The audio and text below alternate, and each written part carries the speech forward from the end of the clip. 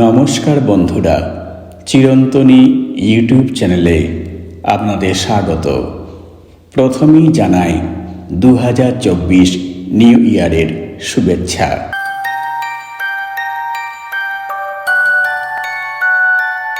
আজকের ভিডিওর বিষয় হল শ্রীমদ্ ভাগবত গীতার উপদেশ ও বাণী।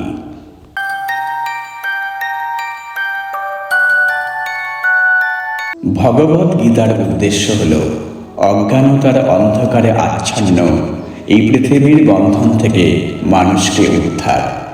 প্রতিটি মানুষই নানাভাবে দুঃখ কষ্ট পাচ্ছে, তার উদ্ধারের উপায় হল ভগবান শ্রীকৃষ্ণের উপদেশ ও বাণী। এই বাণী প্রতিদিন সকালে মনোযোগ সহকারে সম্পূর্ণ শ্রবণ করুন। আংশিকভাবে শ্রবণ করবেন না। প্রত্যহ ঘুম থেকে উঠে শ্রীকৃষ্ণের মহিমাময় বাণী শ্রবণ করে নিজের দুঃখ তাপিত হৃদয়কে প্রশান্তি দান করুন। উদ্বেগ উৎকণ্ঠায় জর্জরিত জীবন থেকে গীতার বাণী ব্যক্তিকে সমস্ত কষ্ট থেকে মুক্তির পথের সন্ধান দেবে।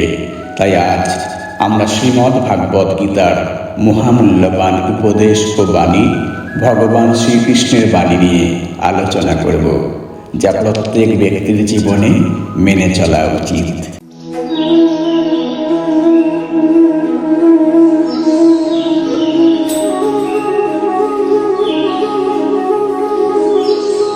তোমার কি চলে গেছে যে কারণে তুমি কাঁদছ?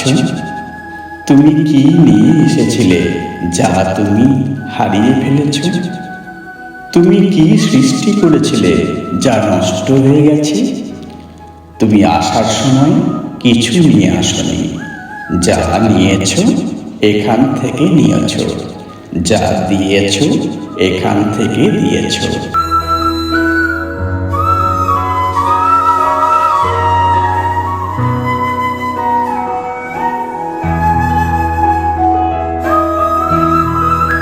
খালি হাতে এসেছ, খালি হাতে চলে যাবে। যা কিছু আজ তোমার, সেটা অন্যদিন কারো ছিল। পরশু সেটা আর কারো হয়ে যাবে। আজ তুমি যে জিনিস নিজের বলে প্রসন্ন, সেটাই তোমার দুঃখের কারণ।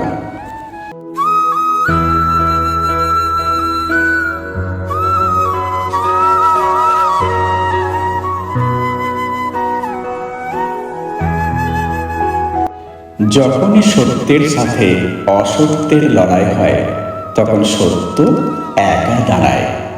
অসত্যের বাহিনী হয় বিশাল, কারণ তার পিছনে মূর্খ, লোভী, স্বার্থপর ও বিশ্বাসঘাতকেরা থাকে।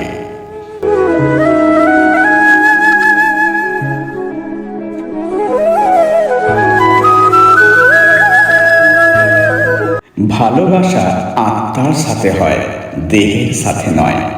যা দেহের সাথে থাকে তা কেবল আকর্ষণ, যা আত্মার সাথে থাকে তা অনন্ত প্রেম।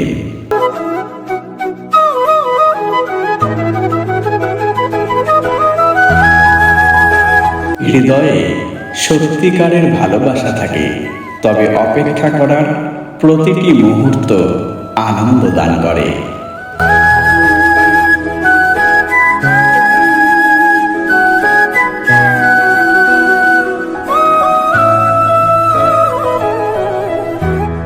ভালোবাসার প্রথম পর্যায় হল বিভ্রান্তি, যা আপনাকে আপনার ভালোবাসার নিকটে নিয়ে আসে।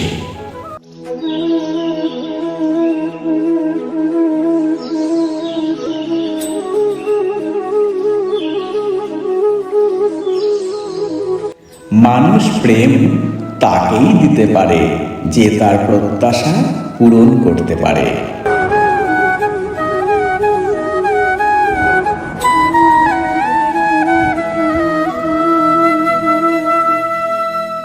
প্রেম আর মোহের মাঝে পার্থক্য থাকে। বাস্তবে যা প্রেম তা কোনো মোহ নয়।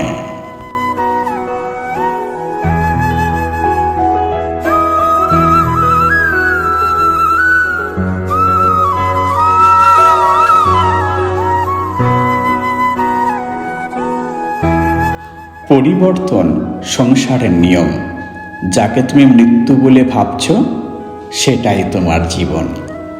আমার, তোমার, ছোট বড়, আপন পর সব কিছু মন থেকে মিটিয়ে দাও। তারপর দেখো সব তোমার, তুমি সবার।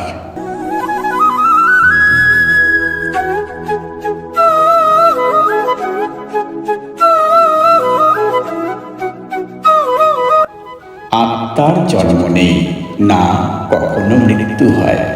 শরীর নষ্ট হয়ে গেলেও আত্মা নষ্ট হয় না।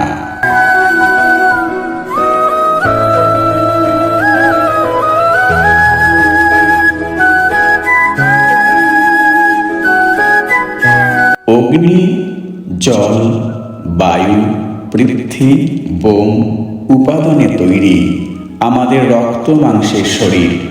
তার ক্ষয় হয়। শরীর অন্তর্ভূত, আত্মার কোনো ক্ষয় হয় না।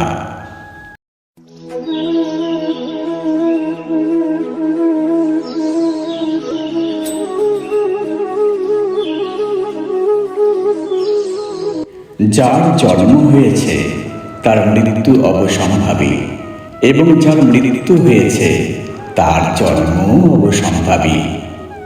অতএব অপরিহার্য কর্তব্য সম্পাদন করার সময় তোমার শোক করা উচিত নয়।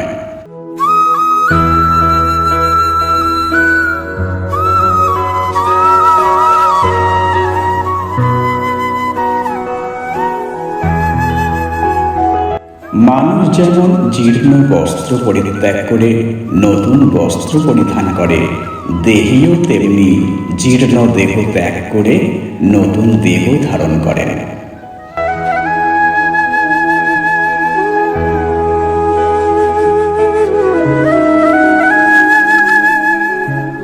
আত্মাকে অস্ত্রের দ্বারা কাটা যায় না, আগুনে পোড়ানো যায় না, জলে ভেজানো যায় না, অথবা হাওয়াতে শুকানো যায় না।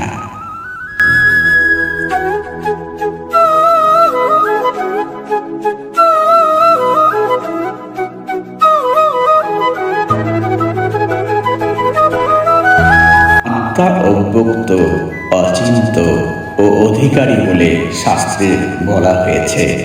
অতএব ওই সনাতন স্বরূপ অবগত হয়ে দেহের জন্য শোক করা উচিত নয়।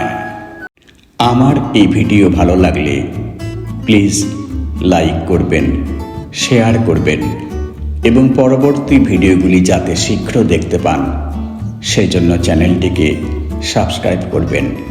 ভালো থাকবেন, সুস্থ থাকবেন। আজ এই পর্যন্ত, দেখা হবে পরের ভিডিওতে। ধন্যবাদ।